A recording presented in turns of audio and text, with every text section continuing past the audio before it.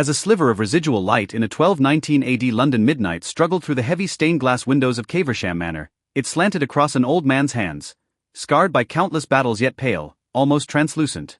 The air was steeped in the faint scent of amber and the bittersweet aroma of ancient pine scorched by the hearth.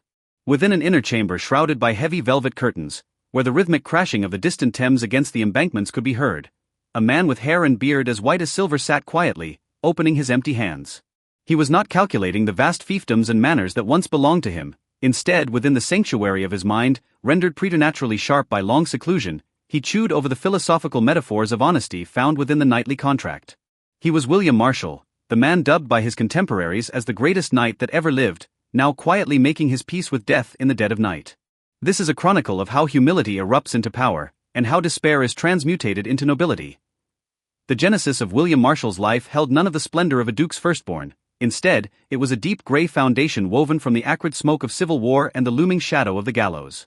When he was but a child of 5, his father surrendered him as a political hostage to King Stephen's camp, ruthlessly declaring, "I have the hammers and the anvils to forge yet better sons."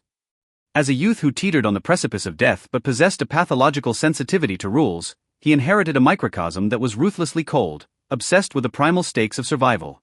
Intense reddened by the glow of campfires, he learned to perceive the structures of fate behind every vanishing point.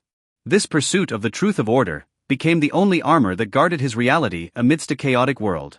He understood that true prosperity was not a gift of royal favor, but a sacred logic grown naturally from an ultimate respect for natural law and the weight of one's duty. If his early years as a man-at-arms were the honing of the spirit, then his time serving Henry II and the young King Henry was the practical crucible that pushed William's aesthetics of contract to its absolute zenith.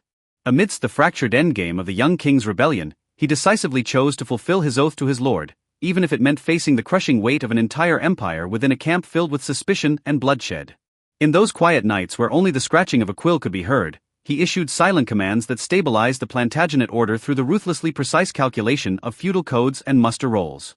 This mode of loyalty required no roars of defiance.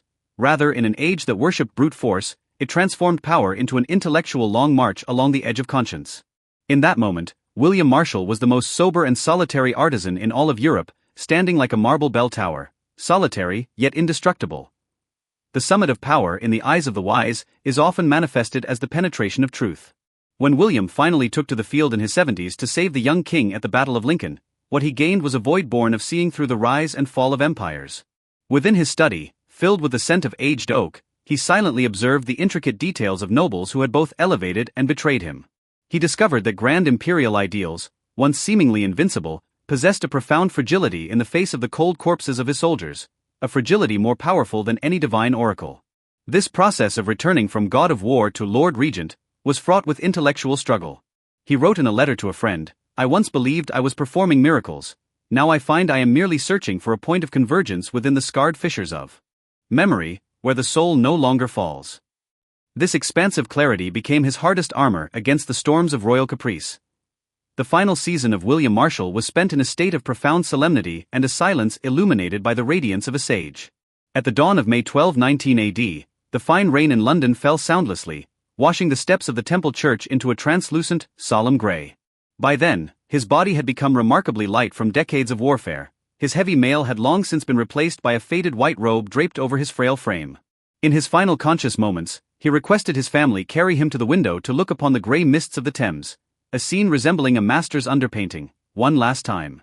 He closed his eyes and, with those hands that had grasped 10,000 banners and held the hands of 5 kings, traced a final arc of completion across his chest. The evening breeze carried away the great genius's last sigh. He left behind no hoard of gold, but only this solitary wisdom of conscience that still burns after 800 years, marking the formal end of that era of chivalry known as the dawn of reason. Even today, 8 centuries after his passing, the name of William Marshall remains the sole sanctuary for many a restless seeker in the dead of night. When one gazes upon his iconic effigy in the Temple Church in London, it feels as though the old man is still whispering to the stars in the damp, ancient dark. What he left behind was not a triumphal column piercing the heavens, but a spiritual template of self-restraint and civil vigilance.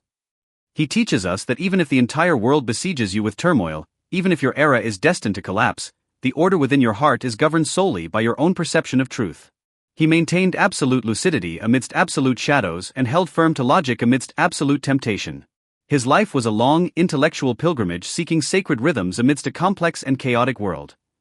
The saga of William Marshall thus draws to a slow close amidst the fading murmur of the tides at the Thames. He was never an opportunist who bartered his integrity for fame. He was merely a weary soul who steadfastly refused to compromise with mediocrity. He reminds us that no matter how mundane or fragmented your life may be, inner tranquility is your only true and eternal refuge.